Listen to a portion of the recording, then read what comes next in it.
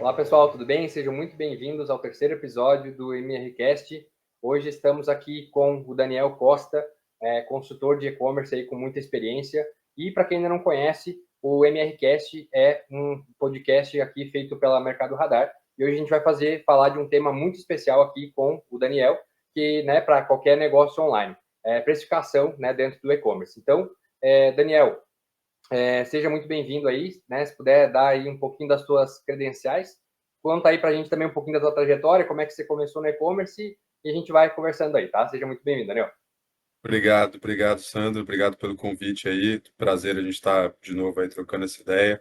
A gente é fã aí, né, da empresa, da solução de vocês, né? Não só Legal, fã Daniel. como usuário também, desde Exato.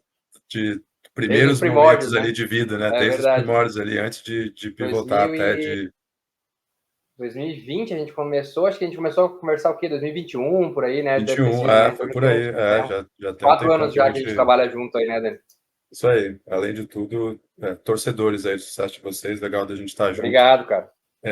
Uma apresentação rápida aqui, eu tenho mais ou menos 15 anos de mercado no e-commerce, especialmente, né, em Uhum. gestão de e-commerce e pelo menos nos últimos 10 ali, consultoria de e-commerce, né, então eu vim de gestão de lojas mesmo, até o momento em que eu vi que eu teria mais oportunidade fazendo isso como um profissional individual, prestando serviço para outras empresas, do que contratado, né, por alguma empresa específica para fazer esse serviço para uma empresa só. E aí comecei de forma individual, prestando consultoria para algumas empresas, e aí muito próximo do início do ano de pandemia, ali, né, finalzinho de 20, começo de 21, eu me juntei em sociedade, né, com outro consultor do Espírito Santo, que é o Thiago Munaldi, e a gente criou a Integral Commerce, né? Então, Grande, como Thiago. marca aí, né? Como marca, como empresa, ali, CNPJ, né? A Integral tem aí também próximo de 4 anos, mas ela já é o resultado aí de mais de 15 anos de trajetória que a gente tem individualmente, e aí reunimos metodologia de trabalho, né? Lógica ali de trabalhar, e começamos a trazer equipes, né, para dentro, né, times de consultoria. Nossa atuação hoje é basicamente fazendo a mesma coisa que eu fazia há 15 anos atrás, né, mas agora de forma Uhum. mais múltipla, né, para diversos clientes, que é a gestão do dia a dia de e-commerce e de canais digitais, né? A gente trata sempre Uhum. muito com e-commerce, mas cada vez mais a gente está mudando esse termo para canais digitais, porque tem o marketplace, as redes sociais estão virando canais de venda, tem a venda pelo Legal. WhatsApp, né? Então é digitalização de vendas como um todo, até porque o e-commerce em si ainda ficou muito ligado na cabeça das pessoas como a minha loja própria, né? Então Aham, a aham. gente cuida de e-commerce, cuida de marketplace, cuida de chat e-commerce, cuida de social commerce, né? Então, seja qual for a estratégia da empresa, e uma vez que a empresa tem a estratégia de se digitalizar, a gente tem a oportunidade para fazer tudo isso enquanto consultoria, né? Então, realmente é um trabalho de gestão numa lógica estratégica muito ligado com essa área comercial, precificação, né? Isso faz muito parte do nosso dia a dia. E a gente cria no mercado, já tem uma série de parcerias, né, para criar no mercado um ecossistema melhor adaptado para cada cliente, né? Então, grupos de Sim, sim. tecnologias, plataformas A ou B, integradores A ou B, agência de marketing A ou B, né? Então, a gente tem ali um pool de parceiros e, dependendo do projeto, a gente encaixa isso na melhor forma, né? Minha retaguarda antes disso tem aí quase outros 10, 12 anos de atuação, mas inteiro na parte de comunicação. Sou formado em jornalismo, comecei a trabalhar como Caraca. jornalista, mas sempre ligado na curiosidade boa, tem até sempre online, assim, na época que era Aham. internet de escada, que mal se tinha blog, os portais estavam começando, o UOL até o UOL era toda preta, e a gente já estava lá produzindo conteúdo de esporte, né? Principalmente eu sempre fui para essa área mais esportiva, Que para o legal, UOL, cara. enquanto parceiros, outros parceiros. E aí fui migrando do conteúdo para a área de negócio das mesmas empresas em que eu atuei, né? E acabei Uhum. virando gerente de projetos, né? Gerente de produtos, numa época que também praticamente não existia gerente de produto, né? Para Pois cuidar de é. produtos Aham. digitais. E aí, a partir disso, eu acabei caindo no e-commerce, porque um dos produtos da empresa que a gente foi fazer era justamente um site para vender foto de corrida, inscrição de corrida, foto Aham. de Ironman, né? Então, tinha uma adaptação disso que eu precisei entender a respeito do e-commerce, que na época, né, também, mais de 15 anos atrás, estava engatinhando ainda no Brasil, né? Os primeiros eventos do e-commerce Brasil aconteceram mais ou menos nessa Uhum. época, né? Então, o mercado estava começando a se movimentar nessa época. Então, era mais ou menos dessa época aí que eu estou presente nesse mercado aí de digitalização dos Isso aí é negócios. o quê, Dani? É mais ou menos 2010, mais ou menos?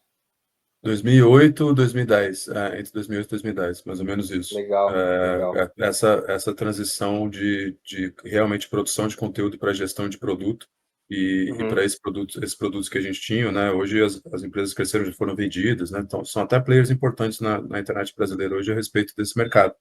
Mas lá atrás, os embriões de tudo isso, né? A gente estava fazendo com um time proprietário de tecnologia, design próprio, Uhum. estudando desde lá atrás Google Analytics para ver o que convertia mais, meio Uhum. marketing, meio de pagamento.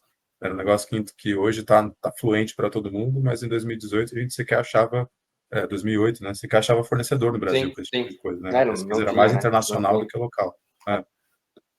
É, Foi nessa época mais ou menos que também começou os SaaS e startups, né? Começando no Brasil. Então, assim, é bem no começo da internet mesmo, né? Apesar de exatamente. Mercado Livre estar no Brasil aí talvez desde 99, 2000 mais ou menos, né? Que é a época da bolha.com. Mas acho que Sim. começou a deslanchar mesmo, acho que 2007, 2008 mesmo, né? Então, tu pegou bem o comecinho mesmo, né? É, UOL, acho que Tesla, todo esse começo aí, né?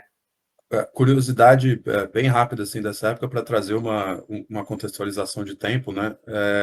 Eu lembro até hoje muito bem de uma série de reuniões de planejamento que a gente fez. A gente tinha acabado de investir num player de vídeo proprietário nosso, que a gente comprou a Sério? licença de um player de vídeo internacional, contratou editor de vídeo para começar a fazer vídeo Aham, dentro de casa, que a gente sabia que fazia muito sentido, né, para o nosso mercado de esporte, assim, tinha tudo a ver. aham. E aí chegou um tal de YouTube. YouTube. E a gente começou a entender, falou, pô, ele não vende Eu posso subir no publicidade para YouTube? mim, eu tô, né, investimos nisso, investi em minha equipe, agora qualquer um pode colocar o vídeo no YouTube, só que se a gente colocar os nossos, como é que eu vou ser remunerado disso? Eu sou remunerado quando Sim. a gente tem o nosso vídeo aqui no nosso site. As empresas compram Aham, publicidade no nosso site para a gente, porque por que que eu vou subir meu vídeo no YouTube? E aí viramos as costas. Falou, não, vamos fazer o nosso aqui, deixa as pessoas caraca. fazendo esse Vamos, negócio. vamos continuar. É, se a opção lá fosse diferente, né, a gente provavelmente seria um dos primeiros canais do YouTube e talvez hoje estaria Exato. melhor monetizado enquanto produção de Melhor conteúdo. monetizado. É, Legal, legal. mas Cara, é dessa é época aí loucura isso. a conversa. Caraca, não, é bem começo mesmo, né? O YouTube foi fundado em 2008, se não me engano, o Facebook também, e eu acho que Twitter também, então é tudo mais ou menos dessa época aí. É bem, Ainda demoraram um pouco para pegar no Brasil, né? Acho que ainda era exato. uma época que as coisas lançavam lá fora e demorava um pouco mais para chegar aqui, né? Alguns Demorava um pouquinho de meses. aqui pegou muito o Orkut, né? Aí demorou para a gente chegar a usar o Facebook. Eu lembro das primeiras vezes que eu vi as pessoas mandando convite para participar do Facebook. Eu falei, cara, mas eu já tenho Orkut, cara. Para que eu vou Não tem participar de ninguém lá, Facebook, né? né, cara? Tem ninguém lá. Então hoje a gente vê a diferença, né? E, cara, assim, nesses últimos 10 anos, Daniel, que você está aí, né? Enfim, acho que com consultoria faz menos, né? A Integral Commerce começou em 2019, né? Pelo que você falou. Isso aí. Mas pelo que você vê, assim, né, nesses últimos 10, 15 anos aí que você está no mercado, né? Como que você vê que a concorrência começou a se mexer e agora o e-commerce cresceu bastante depois da pandemia, o quanto isso mexeu de novo com a concorrência? Acho que tem talvez alguns marcos aí, né? O e-commerce quando surgiu e o e-commerce pós-pandemia, né? Acho que dá para a gente dividir É, nesses dois tempos aí, né?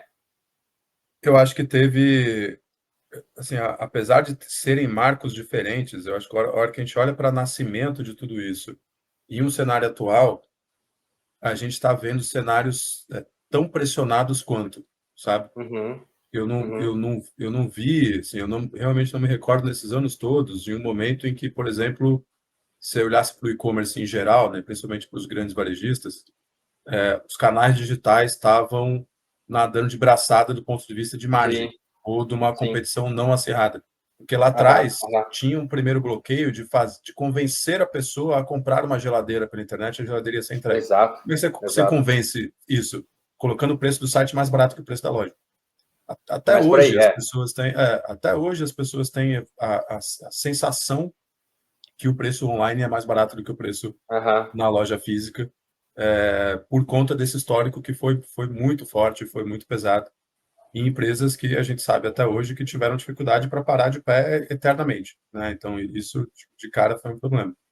E na fase que a gente está agora, né? Ontem até teve aquele evento também do E-Commerce Brasil, né? O Congresso de Moda e Beleza, tiveram painéis Uhum, com indústrias de calçados, e foi unânime na indústria do calçado o quanto que eles estão se sentindo hoje pressionados. E era assim, né? Democrata, né? uhum. Indústrias ali, a Usaflex, né? Assim, indústrias top of mind, né? Que Sim, estão ali já surfando muito na internet. décadas, né? Empresas É, velhas, consolidadas já, né? e o quanto que é unânime lá do que eles estão pressionados com o mercado internacional, né? Então, Ah, a sim. pressão agora é uma pressão global em diversas categorias, em que você tem a questão tributária, né? Tem de certa forma um incentivo fiscal para um lado para o outro, em que, mesmo com qualquer proteção que o governo tem de fazer, ainda tem uma entrada enorme, né? E concorrência para isso. Acho que era o pessoal da própria Democrata que estava falando que essa taxação, né? Por exemplo, de produto chinês, somente Aham. acima de US$ 50, US$ 50 já dá quase R$ 300. O Sim. ticket médio deles aqui no Brasil é de 140. Então, assim, eles Então, estão concorrendo diretamente com produto, com calçado que poderia ser comprado na China. aham. Tudo bem, tem a Continua não, qualidade é diferente, né? continua não beneficiando eles, né? Assim, eles continuam pressionados, né, do ponto de Uhum. vista de concorrência, independente de já terem sido muito bem consolidados no mercado nacional, né? Porque agora o mercado internacional faz as pessoas pensarem também duas vezes sobre essa questão do eu né, vou esperar 5 dias a mais para comprar um produto mais barato que venha da China, né? Porque os Exato, prazos também exato. estão realmente já Os não prazos é mais também estão aquela cada coisa vez de menores, esperar né? 40 Três dias, meses, né? né? É. É. E aí bota uma pilha em um dos assuntos que a gente vai tratar aqui quando a gente vai falar, né, da teoria da precificação, digamos assim, mas coloca uma pilha de quem quer ser competitivo aqui do ponto de vista de preço e ter um preço um pouco mais caro, ou pelo menos mais caro do que a concorrência fora do Do que a Brasil, concorrência global, tem que aham. ter tem que apostar numa eficiência logística de entregar em dia seguinte, D+2. E Uhum, aí, no final das uhum. contas, você pode até ter um preço um pouco maior, mas você vai ter um custo de frete, um custo de descentralizar a sua logística, que também é importante para poder entregar rápido, né? E no final das contas, do ponto de vista de margem, você segue apertado mesmo com o preço mais caro, né? Então, Exato, o exato. resumo disso, sim, assim, nesses 10 anos do ponto de vista de competitividade, eu acho que mudou o assunto que torna o nosso mercado tão competitivo, mas não melhorou, em nenhum momento deixou de ser competitivo, né? Acho que está Sim, todo mundo sim. eternamente apertado de margem e inteligência de precificação, né? Acho que é aí que a gente vira fã mesmo da solução que vocês têm. A inteligência de precificação é um fator fundamental que pouca gente tem a maturidade, o processo e o ferramental de olhar, né? Aham, E aham. isso faz muita diferença nas operações, na longevidade delas, né? Com certeza. É, isso, assim, é um ponto bem importante isso que você está comentando, né, sobre a maturidade também, né, para utilizar, né, esse processo de precificação. A gente, quando, né, pela primeira vez a gente tem um contato com uma empresa nova, isso não é segredo, né, eu acho que diversas empresas fazem esse processo de qualificação, né, desse cliente, até para entender o quanto de fit eu tenho com essa empresa que está me procurando, muitas vezes, ou até mesmo que a gente prospectou, né, acontece também, porque se eu entro, né, com uma solução de que eu vou despender. Né? Obviamente, a gente vai ter receita, vai trazer receita, mas acaba que onera meu time, né? De certa forma, meu time de tecnologia, que poderia já estar atendendo os meus clientes atuais ou, né, trazendo times novos, clientes novos. É ruim quando eu erro a venda, né? Ou seja, se eu vendo para um Sim, cliente que ele ainda não tem maturidade suficiente ou não tem processo para consumir esses dados, né, e transformar isso em informação de verdade, acaba que para a gente é uma venda que sai meio atravessado, né? Então, por isso que muitas vezes a gente entra ali em um processo de qualificação de porte da empresa, se vai ter um diretor de dados, se vai ter alguém, né, algum head de price intelligence, coisas nesse sentido, para a gente entender o momento da empresa, né? Obviamente não cabe a gente julgar se eles estão prontos ou não, né, para consumir essa informação, mas cabe a gente muitas vezes negar uma venda, né? Então a gente já teve sim. casos aqui de perder uma venda por entender que a empresa não estava madura, né? Então não é a venda a qualquer custo, né? Para a gente isso não se justifica, né? É. A gente quer O obviamente que risco de a churn, solução. né? O Exato, risco de churn é enorme de uma empresa que você vê que não vai é engajar com a enorme. sua própria ferramenta.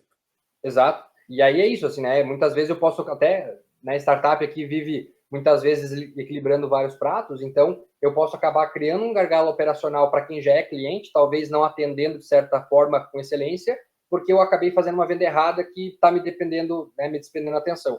Então, muitas vezes a gente acaba fazendo esse julgamento. Mas aí eu acho que nesse ponto, né, tem a maturidade da empresa, tem os processos, mas no final das contas a gente vê ainda que muito se fala, né, que obviamente tu mesmo trouxe isso, que o e-commerce ele é sempre mais barato que o físico, né? E naturalmente as pessoas vão comparar isso. Como que a gente pode evitar, e aí, quais são, o que vocês fazem como consultoria também, para que os clientes de vocês evitem entrar nessa guerra de preços, tanto contra offline quanto contra chineses ou contra concorrentes? Você até falou um pouquinho disso, né, de trabalhar na logística, mas quais são os caminhos aí que a gente pode explorar, Dani, para evitar cair nessa guerra de preços? A gente atua com muitos mercados diferentes, né? E aí não é nem tanto relação sobre.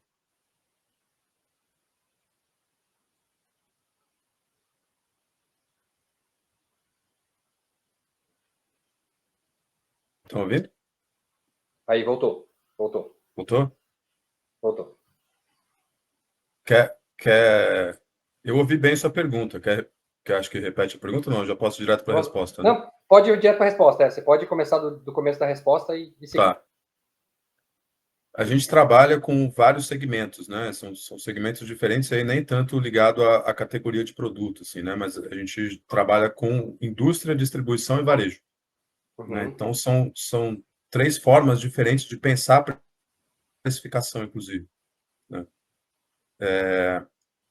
A indústria, ela geralmente vai para a venda online, né? Principalmente para o D2C, né? A venda para o consumidor final, ela vai uhum, preocupada em manter um posicionamento de preço, né? É claro que está todo mundo interessado em vender, todo mundo interessado em faturar, mas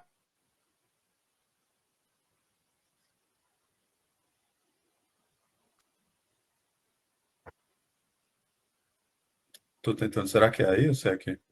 Pois é, não sei, travou de volta. Eu travei também, Lana, ou só o Dani que deu uma travada?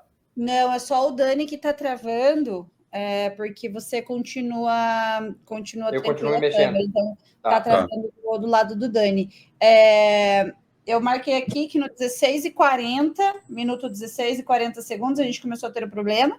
Então, qualquer coisa, a gente tira esses últimos minutos aqui e eu vou marcando essas falhas, mas tá na mesma resposta ainda. Então, agora Vou começar de novo.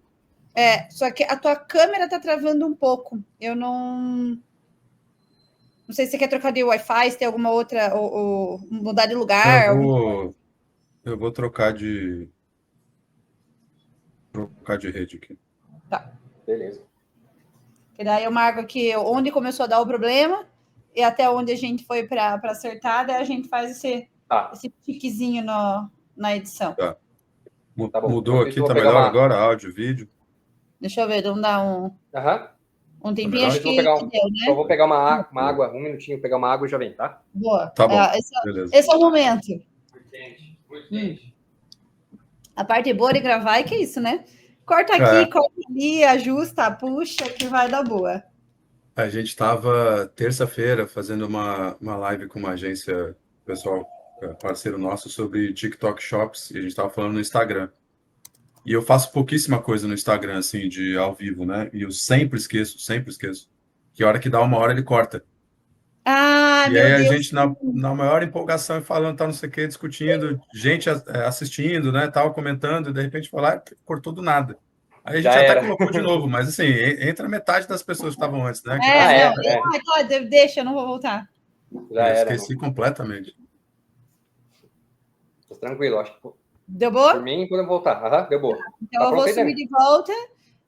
Toca da resposta, Dani, porque daí eu corto a pergunta Isso. do Sandro e daí já vai E direto para a tua aí, resposta. emenda Então na vai resposta. Tá bom. isso. Tá bom. Então Só vou subir recapitulando a aqui. pergunta, então, Dani, como que estratégias para evitar a guerra de preço, tá? Tá bom. A gente trabalha com vários mercados diferentes, né? Indústria, distribuição e varejista. E aí cada um acaba tendo sua estratégia do ponto de vista de política comercial, né? A indústria, principalmente a hora que ela vai para o consumidor final, né, no D2C, né, ela pula a cadeia e vai para o consumidor final, o maior interesse dela, além, né, de vender, faturar, espalhar a marca dela, coletar dados, é fazer uma gestão de preço e uma parametrização de preço no mercado como um todo, né? Então, quando eu entro com o meu site oficial, minha loja oficial no Mercado Livre, numa Amazon, numa Shopee, por exemplo, num preço X, né, eu, marca, estou estabelecendo que o preço desse produto vale X. Eu sou indústria, estou falando que esse produto vale tanto. Isso Política ajuda... comercial, né? Vai Política estar comercial. tabelada. Justamente. E isso ajuda muito, na minha visão, inclusive, né, esse posicionamento digital da indústria ajuda muito a ajudar a regular o próprio mercado. Porque Exato.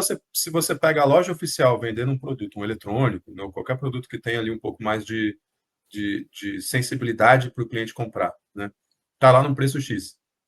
Tem um outro seller do Mercado Livre, qualquer, um MEI, uma pessoa que nem sabe se paga imposto ou não paga imposto lá, que está lá com esse mesmo produto a 50% de desconto na comparação com a indústria. A gente, enquanto consumidor, a gente vai desconfiar do que tá barato demais, tem alguma coisa estranha isso aqui.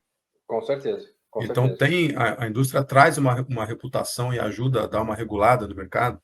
Quando ela vai para esses canais digitais, a gente tem conversado muito disso, né, dentro das indústrias, até conseguido convencer, de certa forma, né, o mercado da indústria a ir para o digital, também por este motivo, né? É um modelo de negócio que traz receita, mas tem esses ganhos incrementais do ponto de vista de branding, do ponto de vista comercial. Então, na indústria é uma lógica mesmo de política comercial. E aí, aonde que ela vai promocionar, né? Ela vai promocionar o produto que está fora de linha, ela vai promocionar o produto que, por qualquer motivo, agarrou e os lojistas não compraram para revender, então a indústria está lá parada, estocada. Ela vai promocionar, às vezes, um lançamento, né, um produto exclusivo para o digital. Então, tem aí várias lógicas de política comercial para a indústria. O distribuidor, nesse caso, é onde a gente vê a maior sensibilidade, porque pensando no próprio B2B, né, o distribuidor atuando B2B na internet, ele tem uma margem extremamente apertada, né, em muitos casos a margem é mais apertada até do que o varejo, e ele tem uma competitividade, uma sensibilidade à competitividade maior. O ponto diferente um pouco aí é que todas essas operações, né, de distribuição B2B, elas são mais localizadas. Então também fecha um pouco a área de concorrência ali e acaba não impactando tanto, né, não tem tanto uma comparação de preço no dia a dia ali, diferente do consumidor final. Muitas vezes tem contrato já também, né? Então, justamente. Desse distribuidor tem um contrato aqui, 200 unidades mês, então já está mais certo, né? E no varejista, que acho que é o mais comum, né, para mais óbvio ali, né, de todo mundo se entender, né, se colocar no lugar para entender como é que um lojista vai colocar seu preço competitivo, competindo com China, competindo com a indústria que também está lá vendendo, competindo com tudo. Sim, sim. A gente tem, assim, eu volto sempre por um ponto lá atrás em teoria do offline, assim, não tem nada a ver com o digital, que é lá na conversa dos 4Ps ainda, né? O Kotler. Preço, justamente, que vai vir aqui para o Brasil em junho, inclusive. Preço está muito ligado ao tanto de esforço que o cliente faz para obter o produto. Esforço, né? Então, assim, pagar por um produto é esforço, pagar pelo frete desse produto é esforço, esperar este produto chegar é esforço, ter dificuldade, né, de site, de usabilidade, de atendimento para chegar nesse produto, comprar o produto, receber o produto, é esforço. Então, tem níveis de qualidade em tudo isso em que a gente pode colocar numa balança, enquanto está todo mundo olhando só para o preço final, e claro que a hora que você abaixa muito esse preço final, o preço do produto, você não consegue bancar a outra linha toda dessas qualidades, né? Não tem como você fazer isso. Que a melhor estratégia possível, olhando do ponto de vista da teoria, é de fato você alcançar um equilíbrio quanto a isso. E, inclusive, se a gente olhar na prática... Todos esses pilares, né? Você justamente tentar reduzir o esforço, né? E se a gente for olhar na prática, de verdade, Sandro, isso já acontece. Para mim, o Mercado Livre hoje é o melhor case, apesar de ser pouco replicável e pouco comparável, mas é o melhor case dessa lógica da precificação. Tá? Já é fato no mercado, fato. Para quem pesquisa preço e vocês que têm isso na palma da mão, acho que se bobear, ainda que internamente, talvez vocês até tenham alguma estatística nesse sentido. Os preços no Mercado Livre hoje, pensando em produto e frete, são mais altos do que o restante do mercado. É fato. Sim. Esse negócio, você vai no Mercado Livre hoje para pagar barato, deixou de ser uma realidade já há um bom tempo. Exato, mas você compra 9 horas da manhã, 2 horas da tarde, o produto está na sua portaria. Então, acho que nesse equilíbrio que você estava comentando, né? Tipo, ele pendeu do lado do preço para cima, mas do outro lado ele reduziu o teu esforço porque chega no outro dia de manhã, cara, justamente, na tua casa, né? Justamente. E aí aconteceu o que com a Venda aumentou, né? Não diminuiu.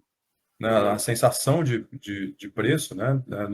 A sensação de preço no produto e no frete, como o nível de serviço aumentou tanto, que essa percepção entre nível de serviço e o que eu estou pagando por aquilo se equilibrou. Entendeu? Perfeito. Nem parece que está mais caro, né? Nem parece que está mais caro. Né? A gente, na hora que você para pensar, realmente está. Eu sei que vocês aí têm essa visão. Numericamente falando, sem sentimentos de percepção de valor, sim, de fato está mais caro. Justamente. E por que isso? Porque do nosso lado aqui, enquanto seller, né, e a gente apoia muito o seller a entrar no Mercado Livre, 14% a 18% de comissão. Isso sempre foi a regra do jogo. Ok? Exato. A primeiríssima linha de frete deles está mais de R$18. Eu vou mandar uma caneta de 50 gramas, eu pago para o Mercado Livre, eu, lojista, pago para o Mercado Livre R$18 para entregar na casa do cliente rápido, né? Se eu tiver lá com tudo no full e tal. Tem descontos, está no full, se não está no full, mas assim, preço de tabela, a primeira linha é pelo menos R$18. Então, é muito caro para o lojista estar lá. O lojista que faz o mínimo de conta, e a gente está conseguindo ter esse grau de maturidade um pouco maior no mercado hoje, ele vai compensar isso no preço, o produto vai ficar mais caro, sim. Exatamente. Né? Isso está na conta, está na nossa conta enquanto consumidor final.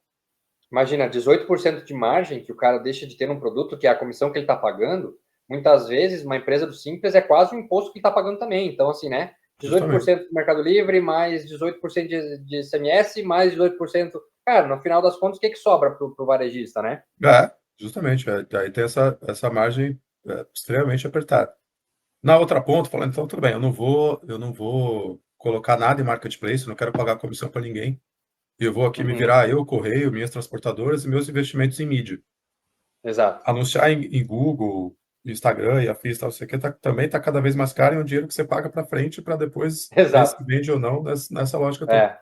Então a gente volta para aquela primeira questão da competitividade, que de fato está cada vez mais acirrada, e essa inteligência em pricing é super importante. Aí, para mim, volta sempre nesse equilíbrio, sabe? Assim, entender a região que você está. A gente que tem muitas operações lá no Espírito Santo, a gente trata de falar, pode anunciar para São Paulo, colocar produto para São Paulo, mas, pô, vamos fazer essa comparação aqui. Qual é o seu prazo de frete do produto que sai do Espírito Santo e chega em São Paulo? Qual é o seu preço de frete para uma coisa para lá?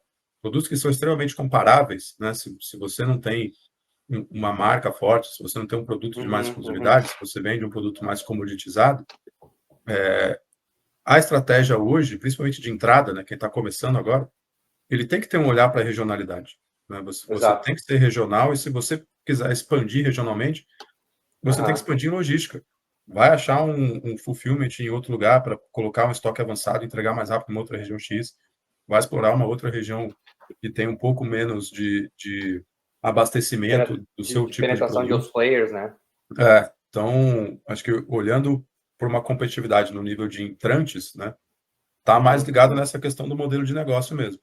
E quem já está mais estabelecido é esse equilíbrio da cadeia de valor, né? Realmente é melhorar o nível de serviço geral, principalmente da lógica de entrega, principalmente de usabilidade do site, né? E poder organizar um pouco melhor a linha do tempo, né? Acho que tem uma outra questão, né, da administração ali também, né, de finanças, que a gente precisa olhar, que é claro que uma venda, né, se a gente for pegar ela do começo ao fim, essa venda ela precisa ser positiva, né? Não é para vender no prejuízo em nenhum momento. Mas, se você tem, por exemplo, uma empresa de cosméticos, uma loja de cosméticos, ou uma loja de vinhos, né, produtos de extrema recorrência, de repente faz sentido eu dar um impulso maior em preço, em promoção, em condição, cupons e afins, tal, não sei o quê, num primeiro pedido, se eu já sei, se eu já tenho histórico, se eu tenho dados suficientes para entender que na linha do tempo, cada cliente compra comigo mais 3 pedidos no ano, os outros pedidos com a possibilidade de serem menos promocionais que esse primeiro. Então, o desconto que eu dei no começo para trazer um cliente novo, ele se paga na linha do tempo até o final do ano. Agora, No LTV, né? Justamente. O lifetime value do cliente ali, ele vai compensar. Que é um pouco da inteligência do SaaS e da startup. Né? Então, Exatamente. o meu olhar de cliente é meu olhar de cliente ao longo do ano, e não é o olhar dessa mensalidade aqui. Ele né? não é transacional, né? Ele é relacional, né? Justamente. Então, a venda não para na venda, né? Eu quero gerar mais contratos em cima daquilo. Justamente. Né? Isso falando como startup, mas faz muito sentido isso. Então, assim, e legal isso, assim, porque quem consome vinho, né? Dificilmente ele vai comprar uma garrafa e vai parar de tomar vinho, né? Se ele gostar do site, se ele for bem atendido, se chegar rápido, se for um vinho de qualidade, e eu acho que até talvez nem tanto o produto em si, mas muito mais o serviço que o site está prestando, né? Porque o produto ele pode ir no supermercado e comprar. Então talvez esse frete mesmo. Então assim, atendimento é o que vai amarrar ele, né? Essa qualidade ali da confiabilidade toda, né? Assim, a gente lá no Espírito Santo tem muita proximidade com o case da Wine, né? Que realmente montou um modelo de negócio inteiro baseado em recorrência. E exclusividade, né? Também, né? Então, recorrência e exclusividade, porque os vinhos deles agora, né? Como eles estão distribuindo mais para o mercado, eles estão um pouco mais espalhados no mercado e estão mais comparáveis em outros players, mas durante muito tempo, né? Você só achava que era aqueles rótulos ali mesmo. Aquele vinho só com a Wine, né? Mas eles conseguem ter uma lógica de recorrência absurda, tanto que o modelo de negócio lá está muito mais baseado na assinatura do que na venda avulsa. E a maioria das vendas avulsas são de assinantes. Né? Então, o onboarding na empresa, olha que engraçado, né? A primeira venda não tem o desejo de ser uma venda de um produto avulso. A primeira venda tem o desejo de se tornar assinante. Depois que você vira assinante, você vai consumir, se eu não me engano, além a média deles lá estava além das assinaturas mensais ali, garantidamente, em média, pelo menos mais 3 ou 4 compras avulsas por ano. Então, você tem uma recorrência por cliente ali enorme. Não, e aí justifica, assim, né?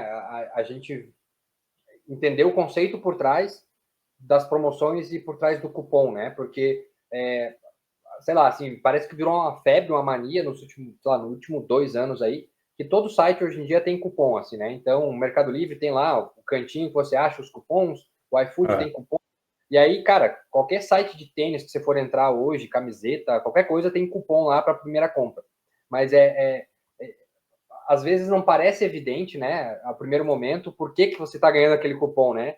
Comprou um tênis e ganhou R$50 de cupom, mas por que daquilo, né? Existe todo um porquê, né, Dani, de estar fornecendo esse cupom, né? Então, é uma crença, né?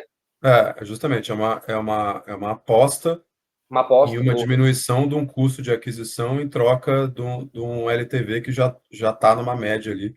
Principalmente se a operação já tem ali 2, 3 anos de vida e já existe essa média traçada. Para quem está, de novo, né? Para quem está começando agora, é sempre um caminhão de desafios que, né, não consegue, às vezes, fechar essa conta. Mas, para quem já tem esse histórico, né? Eu já sei que, em média, meu cliente compra 5 vezes no ano. Estou aqui com cosméticos, ele compra de mim 5 vezes no ano. Faz sentido eu fazer um incentivo para uma primeira compra, né? E na média, eu vou continuar acompanhando essa pessoa para que, até o final da quinta compra, esse primeiro desconto se dilui e os 70% de desconto do cupom, no final, virou 15% de desconto em todas as compras e beleza, eu tenho 15% de margem para dar e tá ok. Então, acho que e aí, na sexta, sétima, oitava compra, daí já é positivo, né? Então, aquele 70% de desconto que eu dei, na verdade, virou 20% de margem, dali 6 compras, né? É uma aposta que no futuro eu vou recuperar, né? E uma balança que a gente olha muito, assim, a gente tem nos clientes nessa rotina desses KPIs todos, inclusive, né? Um acompanhamento semanal, que às vezes é o seguinte, você está com um custo de aquisição no momento não promocional, por exemplo, né? Você está com um custo de aquisição ali alto por pedido, pensando em mídia, pensando em influenciadores, né? Pensando em tudo que você faz ali para atrair tráfego e o quanto que isso converte.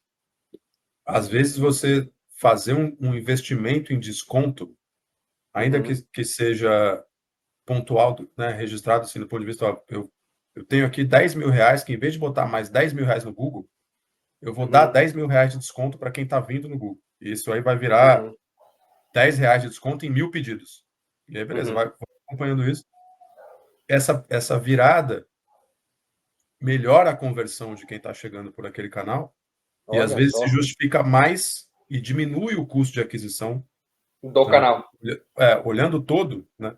Às vezes dá desconto, diminui o custo de aquisição daquele canal que está chegando para o balanço geral daquela venda, né? Porque sim. se a gente for esticar mesmo de ponta a ponta, né? Você tem que ver que você começa o lifetime, ele começa negativo pagando mídia para trazer gente que a gente espera que recupere esse dinheiro de mídia depois que ele chega no site.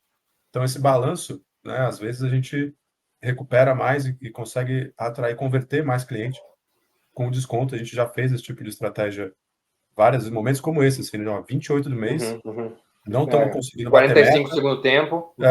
temos que fazer alguma coisa, fim de semana maluco aqui, tá, não sei o que vai fazer? Tem que aumentar tráfego, bota mais dinheiro no Google. Até pode ser Google, Instagram, né? Enfim, qualquer mídia dessa. Onde for, Pode ser, mas vamos fazer o seguinte, então, pega esse orçamento todo que estaria disponível para isso, quebra na metade, faz metade em desconto, metade em anúncio para avisar que está com desconto. Porque aí, do ponto de vista de caixa, de planejamento, de verba, de marketing, né, que acho que esse é um outro ponto que traz maturidade para as operações, né? Desconto é verba de marketing. Exato, com certeza. Com certeza. Alguém sai do budget tempo, de marketing, né? Justamente. Na linha do tempo, né? Aí é a pancadaria, porque o marketing quer empurrar para o comercial não sabe que né? Dentro das empresas a gente sabe que tem essas questões, mas minha visão é que o orçamento de marketing das empresas deveria estar considerando um valor X de desconto e faz parte do gestor de marketing, um bom gestor de marketing, que não é um gestor de comunicação, não é um gestor de ads, não é um gestor de marketing. De marketing, consegue olhar e falar, mercado, né? Justamente. Consegue olhar e falar, eu não vou investir, mas vou pegar esse dinheiro que eu já tenho pré-aprovado no meu bolso, que era para mídia, e vou fazer um cupom com esse dinheiro. O caixa ali, o orçamento do mês, não muda nada, está pré-aprovado, já está ok. Não muda nada. Mas eu vou usar essa alavanca diferente para chegar no objetivo que eu quero, em vez de ficar queimando mídia. Então, cara, muito legal, muito legal. Esse tipo de alavanca interna muda o porquê das coisas, quando bem gerido. Exato, porque aí faz sentido, assim, né? O cupom ficar escondido no meu site ou num banner que seja, mas não chega gente no meu banner, de nada adianta eu estar com aquele 10% de desconto. Então faz muito sentido isso, né? Parte da estratégia como um todo, né? As duas peças colocadas no tabuleiro, né? Uma eu dou desconto, a outra eu aviso que eu estou dando desconto. E aí eu potencializo aquele canal que, né, porventura, ele só seria mais um cliente chegando, agora ele é um cliente chegando daquele canal, sabe que tem desconto, né? Então eu potencializo o poder, o discurso de convencimento daquele canal, né? Justamente. Muito legal. Meio que essa lógica mesmo, assim, eu tenho aqui mais 10 mil reais para colocar que estava no meu orçamento de mídia. Eu vou aumentar o orçamento de mídia para levar tráfego para minha loja que já não está performando bem. Já não está convertendo, né? Que não estou mudando o preço, não está fazendo nada. Eu vou botar mais gente nesse balde aqui furado. Do outro lado, né? Eu não vou fazer nada disso, vou dar 10 mil reais em desconto de cupom. Só que se também não está vindo gente o suficiente, a loja não está atrativa o suficiente, você vai estar lá com desconto que ninguém vai nem usar, porque as pessoas não estão chegando na loja. Então, entender essa balança ali e aonde colocar o quê faz parte do dia a dia. Isso é trabalho diário do gestor de e-commerce, né? Que é muito dessa lógica do dia, que para mim é a atividade de um profissional de marketing, né? O que a gente faz está 100% ligado a marketing. Perfeito. E aí, Dani, né, sabendo um pouquinho aí, né, do que faz a Integral Commerce, eu acho que, como comentou, esse é o papel do gerente, do gestor de e-commerce ali, né? E vocês assumem muitas vezes, né, essa cadeira, vamos dizer assim, ou seja como mentoria ou como consultores ali, né, para ajudar os gestores, diretores de e-commerce. O que vocês levam em consideração, e aí, dentro da metodologia de vocês, ou na teoria, nos livros, como fatores para uma precificação, assim, né? A gente vai ver aí discursos mais ortodoxos, talvez, né, de margem de contribuição, de custo mais margem. Como que vocês né, ajudam esse pessoal de e-commerce, né, que são clientes de vocês, a precificar, né? Obviamente, a gente vai ter um viés aqui de olhar para a concorrência em determinado momento, mas como que vocês fazem dentro da metodologia de vocês aí, no Integral Commerce? Como na maioria dos casos a gente chega em empresas já existentes, né, algumas operações que já existem, né, geralmente é uma loja que já tem a loja física que quer ir para a internet, ou é uma indústria que já está ali há anos, já tem a sua lógica de precificação e quer ir para a internet, ou quer montar um CNPJ novo para a internet. A gente geralmente revisa o modelo que a empresa já tem de precificação. Dificilmente Legal, a gente tem um modelo nosso, até porque ou uma metodologia proprietária de precificação, sabe? Assim, a gente nunca foi muito por esse sentido. Primeiro porque são, aí sim, em categorias, né, totalmente diferentes. Né? A hora que a gente olha, por exemplo, vai vender pneu, que a gente, né, já tem uma super experiência em autopeças. Cara, substituição tributária para um lado, para o outro, crédito de ICMS. Tem gente que opera no 0 a 0 na melhor das hipóteses, e o lucro inteiro da empresa está no crédito depois que volta.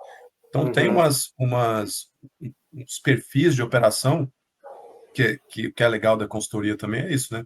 Às vezes a gente que tem que entrar lá, mexer na cozinha da empresa, ver exatamente o que está acontecendo lá dentro, né? A gente se surpreende com a criatividade nos modelos de negócio e nos modelos de precificação, inclusive, para as coisas acontecerem. O que a gente costuma fazer é olhar da metodologia atual da empresa, qual é o depara possível em um olhar de custo para esse canal digital. Certo. Para tudo tem um depara. Acho que o jeito mais fácil de explicar é para o varejista, por exemplo, que tem uma loja física. Para tudo tem um depara na precificação que ele já tem hoje. Né? Então, assim, um equivalente no digital, né? No digital, por mais que não seja o mesmo nome, não seja a mesma atribuição, mas para a grande maioria das coisas tem um depara ali que a gente consegue fazer, estruturar, encaixar uma lógica de precificação, muitas vezes equivalente ou até um pouco mais privilegiada em margem ou em possibilidade de desconto, sim, para o digital. Mas, exemplo, partindo do princípio, né, no cenário, de uma empresa que tem uma loja física e está saudável, né? Não é uma empresa que precisa ser recuperada, que acho que esse é outro mito, né? Assim, tá tudo errado aqui, então eu vou vender na internet, porque na internet eu vou ganhar dinheiro. Você só vai replicar o que está dando errado na internet. Justamente. Não é um e-commerce, né, que está tudo errado hoje, não é um e-commerce que vai te salvar amanhã. Justamente por conta desse deparo dos preços, que às vezes o empresário não tem essa visão. Mas partindo do princípio que temos uma loja saudável, as coisas aqui estão dando certo, e já que está dando certo, a gente quer ir para a internet. Vamos entender o que está acontecendo. Então, assim, eu não vou aumentar meu espaço físico, porque eu vou usar o mesmo estoque, então eu não preciso pagar aluguel. Eu posso tirar o fator de custo de aluguel. O fator aluguel. Da minha operação digital. Pode. Mas aí tem os sistemas, todos os softwares que você precisa, que são exclusivos para o digital, plataforma, integrador. Então, o seu aluguel, a sua loja, né? Então, o primeiro depara já está aí. Né? Você não paga o espaço físico, se for o caso, mas você paga seu espaço digital. Você tem um custo, tem um setup, tem mensalidade, tem tudo. Então, já existe um depara para entender, às vezes, inclusive, maior do que o aluguel que ele paga. Sim, olha que interessante. Então, né? Às vezes, a conta que parece ser equilibrada já está negativa. E parece uma conta que às vezes o cara fala, não, mas eu vou economizar no aluguel, então o e-commerce já naturalmente está me dando mais margem. Posso vender mais barato. Posso vender mais barato. E aí a gente cai lá no Mercado Livre, que tem o aluguel do Mercado Livre, que é 16%, 18%. Então, assim, justamente. Com certeza o teu galpão não te custa 18% do teu faturamento. Né? Justamente. Tudo tem esses custos. Vendedor, né? Eu pago comissão para o meu vendedor, quando eu vender direto na internet, eu não vou pagar a comissão. Para o vendedor, não. Mas você vender no Mercado Livre, vai pagar lá. Exato. E se você pensar que Google, Facebook, Instagram, TikTok são os seus vendedores digitais, você tem que pagar esse pessoal, e antecipado, inclusive, para poder exibir suas mídias. Então, já sai um outro custo ali que, às vezes, na loja você não tem, que é um investimento pesado em marketing. Loja física, geralmente, tem um investimento de branding ali e tal, pequenininho. Para o digital é outra história. Ou seja, a gente realmente faz, né, tenta fazer planilhado mesmo, né, esse depara, para entender o que seria esse coeficiente de margem baseado no que a empresa já tem, né, do que ela já existe, qual é o histórico dela. Porque por que eu acho que ajuda isso sempre, né? E não criar alguma coisa nova? Porque a maioria dessas coisas, olhando para a empresa, RP e tal,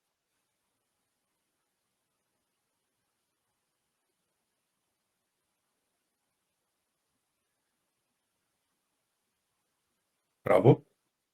Travou, Voltou? travou. Voltou. Voltou. Acho que tem Onde que a alguma gente parou, Lana? instabilidade aqui. Eu não sei qual. Lana, se puder recapitular aí pra gente, o que a gente estava falando? Ele, ele travou bem na parte do RP, ERP. Ah, tá. Ia falar do RP, tá certo. O Isso. T-Para, chegar num coeficiente de margem equivalente. Isso, daí então acho que pode continuar daí, a gente faz um Obrigado. Corte. E a gente que costuma fazer isso, né, de adaptar para a realidade da empresa e não criar uma metodologia própria nossa, é que a hora que a gente chega numa empresa que já existe, já está lá a precificação configurada no RP, os parâmetros todos ali, né, de custo, de margem, se a gente chegar com uma outra lógica, uma outra metodologia, o tanto de trabalho, de tecnologia que precisa ser feito para se adequar ao e-commerce, a gente começa a criar uns entraves ainda na fase de projeto. Perfeito, Então, com o tempo, né, a gente foi entendendo que não adianta a gente falar que não, eu tenho uma metodologia maravilhosa de precificação e tal, não sei o quê, vai chegar no cliente e não vai ser aderente. Então, a gente tem que entender qual é a dele e realmente fazer esse deparo. Né? Outros pontos que incidem na lógica de precificação. Né? Também é super comum acontecer isso com a gente.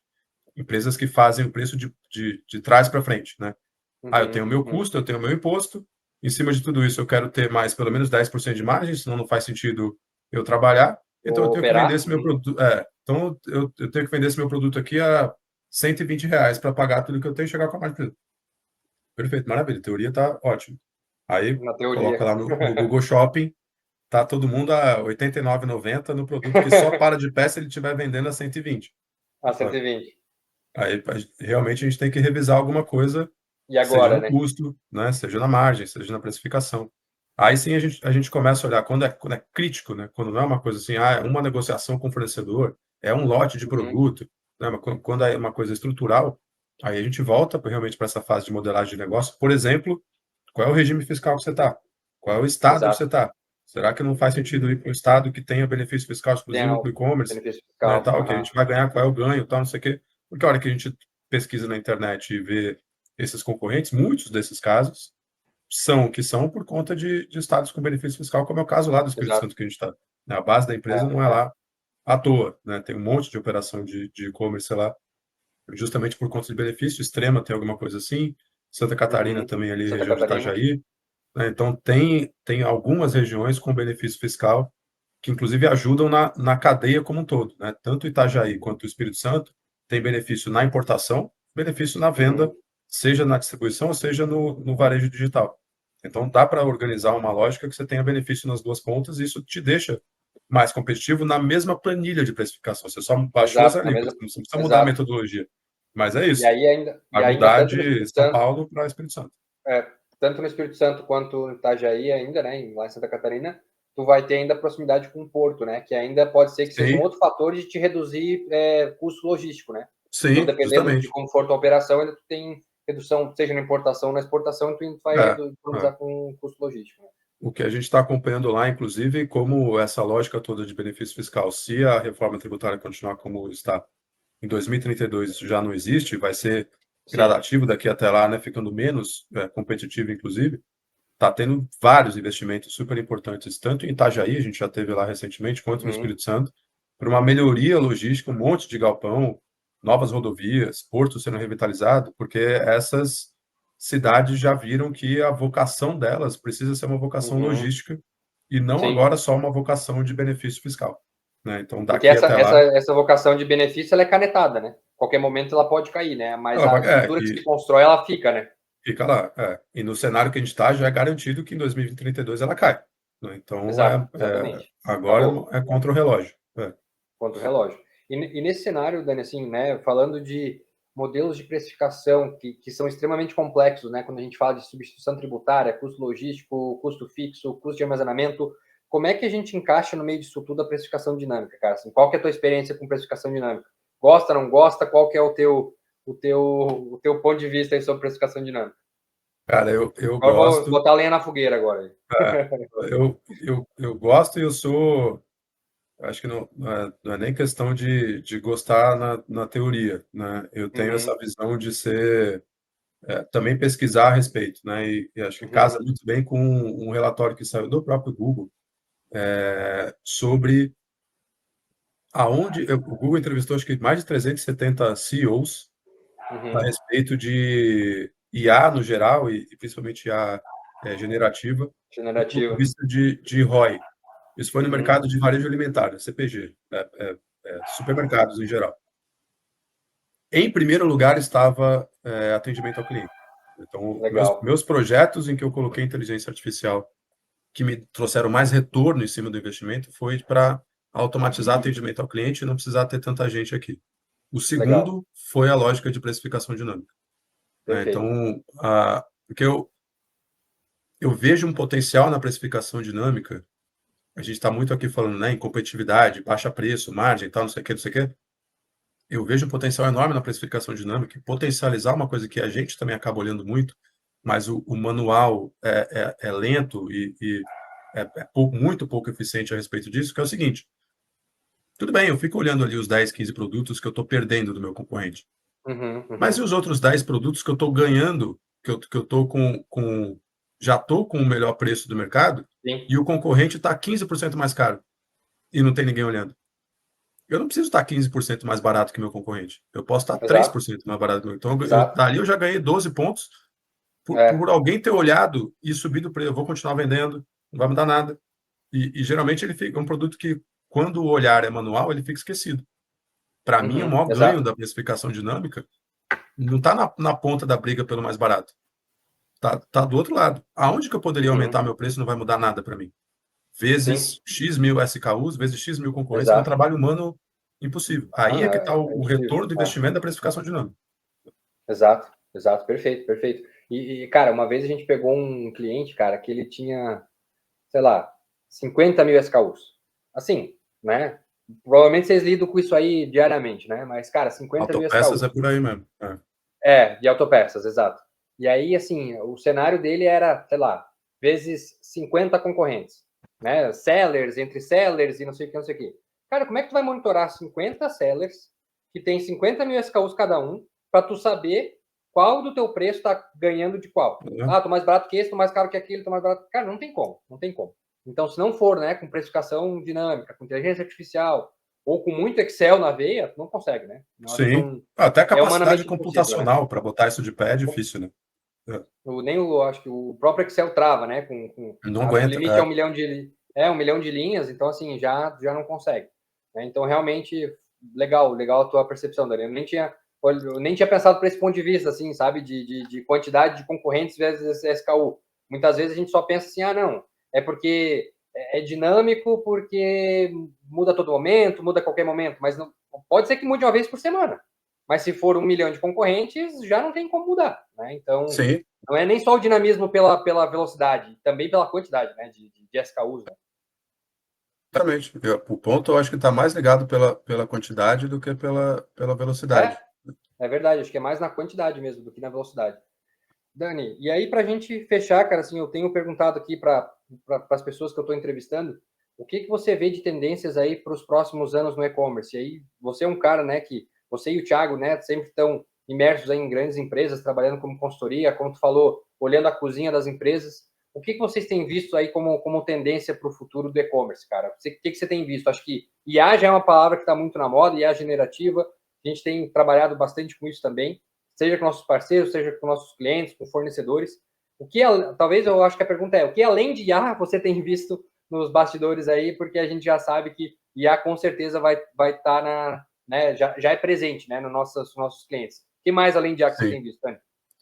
Eu tenho alguns pontos assim para olhar, para tratar. Eu acho que até ajudando aí, né, apoiando um pouco na audiência de vocês, na parceria. A gente está Uhum, muito em cima das principais novidades, né? Porque além da própria consultoria, a gente organiza um evento no Espírito Santo que é o E-commerce ES, em eu que ia pedir são para você mais de falar do 50 e-commerce daqui a pouco. palestrantes. É, Legal, mais de 50 palestrantes, feira de negócio. Então, e eu cuido muito, né, dessa parte da curadoria de conteúdo dentro do evento, Uhum. e é justamente esse papel, assim, né? O que a gente vai trazer no palco para inspirar e provocar Legal. os empresários, né, ali do Espírito Santo, da região, dos estados todos que vão, a respeito disso, né? Assim, qual é o próximo salto para o futuro que a gente vai trazer e como que a gente exemplifica isso com cases, né? Ou seja, quem está fazendo Uhum. muito bem aqui no Brasil, quem tem uma outra coisa internacional para trazer e localmente, inclusive, quais são os capixabas que faz sentido a gente jogar a luz, trazer para o palco e mostrar que está indo muito bem. Então, nesse trabalho, né, tem algumas verticais e novidades ali, né? O evento vai ser agora em agosto, então até questões ali meio de curto prazo, né? E tendências ali para 25, 26. No cenário de IA, eu vejo que a gente já está precisando de cases comprovados e Uhum. maduros de uso, tá? Uhum. Porque a gente vê muito hype, né? A gente vê muito fornecedor trazendo ferramenta que, em teoria, resolveria, né? Mas o que eu vejo como dificuldade, acho que foi a dificuldade da era passada, que era meio que a era da implantação dos CRMs, né? Uhum. Você não Uhum. implanta direito um CRM, você não opera direito nada de inteligência artificial se você não tiver uma estrutura de dados dentro de casa, bem organizada, processos com isso, né? Banco de dados, software com isso, unificação de dados. Então, tem um trabalho dentro de casa agora de maturidade do ponto de vista de dados, que é predecessor até um boom da IA, Perfeito. né? Talvez seja só por isso que a Perfeito. gente ainda não teve um absurdo boom dentro das É. empresas, principalmente de varejo brasileiras, porque a IA não tem matéria-prima para trabalhar, em muitos casos, quando você chega com a ferramenta pronta na empresa. A gente E tem um aí, legado aí, talvez, uns 10 anos aí, cara, que eu trabalho com isso também. E é bem isso, assim, cara. É CRM que não é preenchido, é dado automatizado que está num sistema e não está no outro. E ah, aí os sistemas são legados e não conseguem conversar.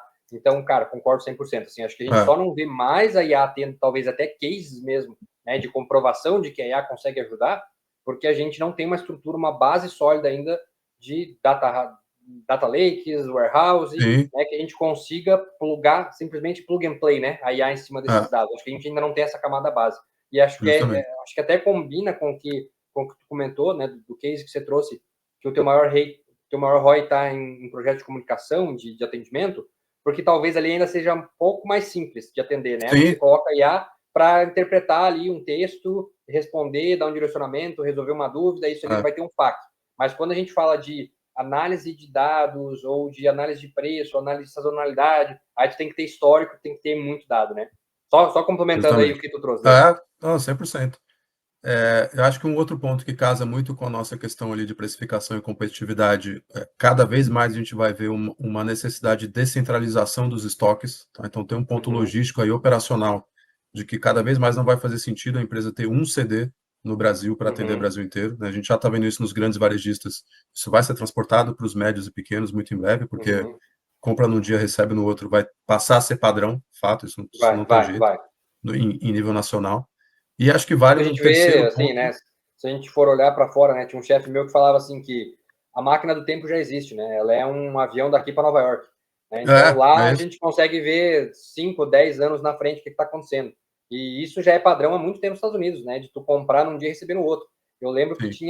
tem um case que não sei se existe ainda, mas isso era, sei lá, 2015 mais ou menos, quando eu vi esse case, que tinha uma empresa de sushi na Califórnia que ela garantia que ela, se você fizesse um pedido, acho que até às 9 da manhã, ela te entregava um sushi meio-dia em Nova York.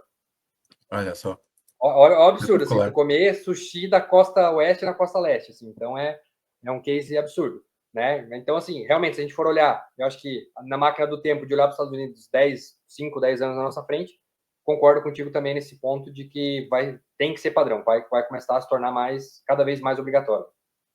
E o último, para a gente não estourar tanto tempo aqui, é uma entrada no Brasil, que já tem um burburinho muito grande, do TikTok Shops, né? Acho que isso é um ponto que a gente está Sim, muito de olho enquanto consultoria. Nossos sim. clientes estão nos perguntando muito em cima desse burburinho. Uhum, A gente está estudando, inclusive, junto com algumas parcerias, com o próprio TikTok.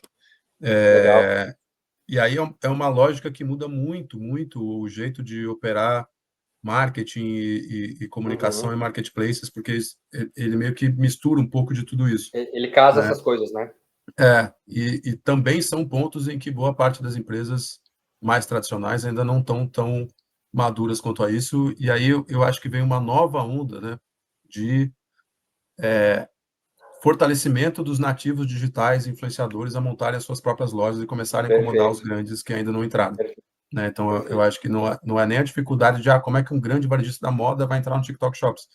Vai falar como que ele se protege da influenciadora que vai passar por cima dele vendendo as Passar coisas por cima no dele. TikTok Shop. É, é, É, é. então, acho que tem um Hoje, olhar pô, se ali a de gente for mercado que é pensar, assim. né, termos aí de influenciadores e TikTok, enfim, a Boca Rosa vende mais que o Boticário, né, no Sim, social commerce, né? Então, assim, é uma proporção, né, descomunal, né? é. E A realmente, gente assim, tem os nativos um digitais, cliente.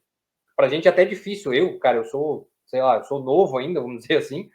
Eu não consigo usar TikTok, cara. Assim, para mim é muito diferente, assim, das plataformas que a gente é habituado, né? Muito tradicional, né? A gente Muito tem um tradicional cliente ainda. que, somando, eles hoje têm um exército de influenciadores e também são afiliados, Uhum, né? São mais de 15 uhum. mil meninas nessa área de cosméticos. Caraca.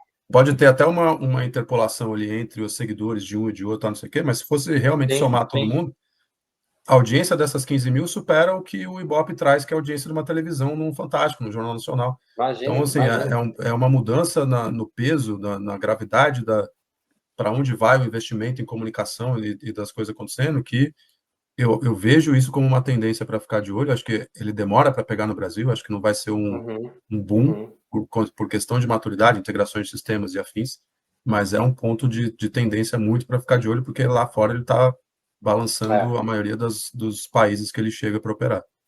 ele já está operando, acho que na China, né? Não sei qual região da Ásia, mas eu sei que está operando na China. Estados Unidos, acho que já tem algum tempo. México começou, tem acho que uns 6 meses, mais ou menos. E É, Brasil, se eu não me engano, a última previsão que eu vi era para começar agora no Q2. Eu não sei se isso está atrasado ainda ou não. Eu não sei sim, nem se vai lançar, enfim, mas a última previsão que eu tinha visto era Q2. E aí, assim, só para explicar um pouquinho, né, para quem talvez ainda não tenha visto falar do TikTok Shops, mas assim, Dani, até me corrija se eu estiver errado, tá?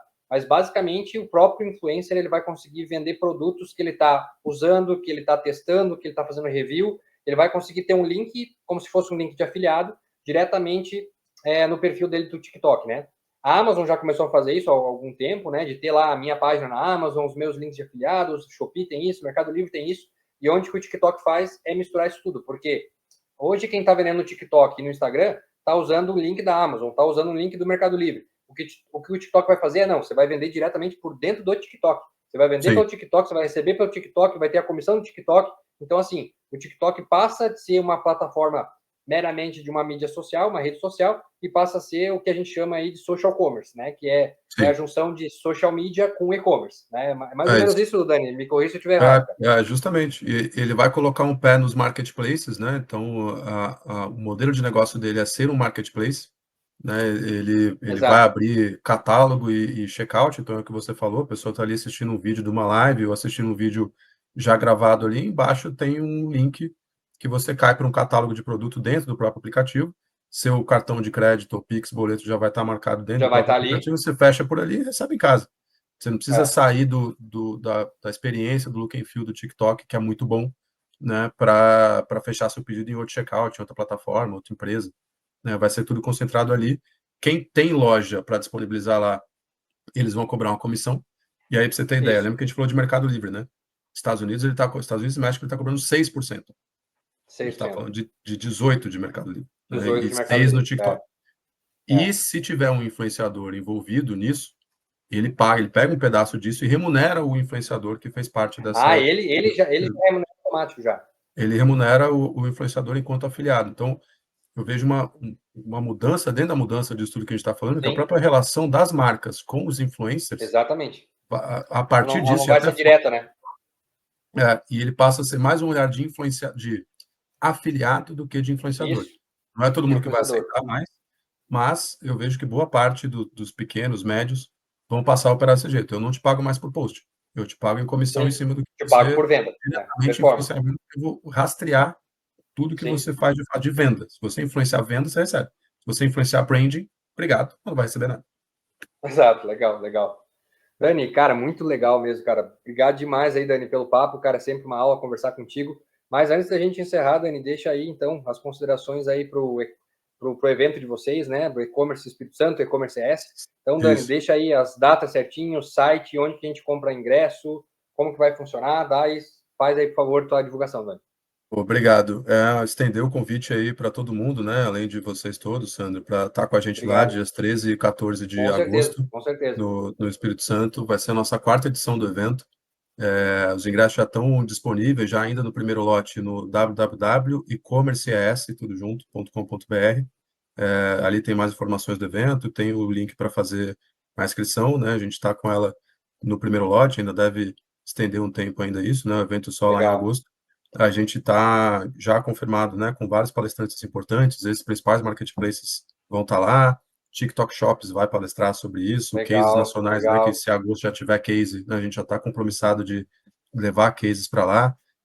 A gente tem um mix muito bom de executivos de multinacionais, né, Google, Meta, né, todo esse pessoal vai lá palestrar também. Então, historicamente, né, a gente tem uma presença muito grande de executivos do Brasil todo em cima do palco, né, com um conteúdo muito prático, realmente, né, muito didático, de como as empresas evoluem e cases reais do que está dando muito certo, né, no estágio atual aqui que a gente está da digitalização das vendas.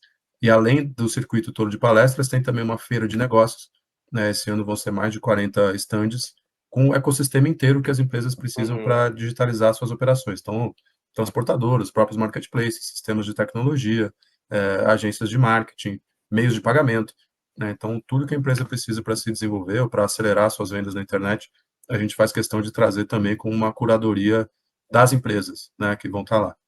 Então, Perfeito. fica aí super o convite, Obrigado. e-commerces.com.br, confirmado aí 13 e 14 de agosto. Beleza, perfeito. Obrigado, Dani, mais uma vez. Então, obrigado a todo mundo que assistiu o terceiro episódio do MRCast. Obrigado, Daniel, mais uma vez pela parceria. Manda um abraço para o Thiago e nos vemos no Espírito Santo. Abraço, pessoal. Tchau, tchau. Valeu, obrigado. Tchau.